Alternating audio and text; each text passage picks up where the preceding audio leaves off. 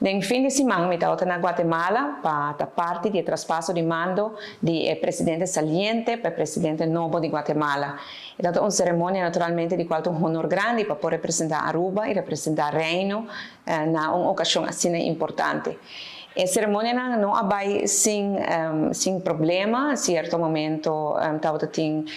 hasta una resistenza di parte del Congresso di Guatemala per juramentare il presidente nuovo. Nel momento in cui alcun leader del paese presidente chiama una riunione, si chiama una riunione di urgenza, junto con, per esempio, il presidente di Costa Rica, Chávez, presidente di Paraguay, Peña, e il presidente di Belize, Briceño, varios canciller também estava conosco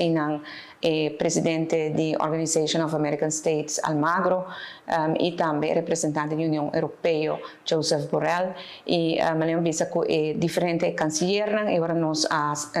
emitimos uma declaração na qual nós urge o Congresso para respeitar a voz do povo que a vota na eleições ano passado para mais de 60% para o presidente Arévalo e para lá seguramente já tomar lugar. Depois de um retraso de mais de 9 horas, a cerimônia não pode começar e Guatemala tem seu presidente novo e seu vice-presidente também, senhora Karen Herrera. De parte de Aruba e de parte do Reino Holandês, nós felicitamos, nós desejamos um êxito e nós felicitamos também o povo de Guatemala com o antigo presidente. Presidente Arévalo tem um programa hopi ambicioso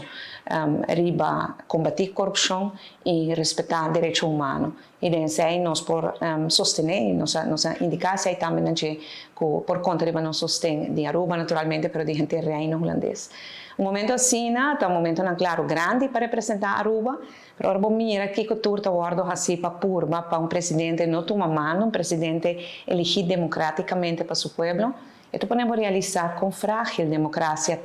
en algún país de nuestra región y esto podemos sentir un poco más, aún más gratitud para la estabilidad que nos tiene aquí en Aruba y la bendición que nos tiene aquí en Aruba.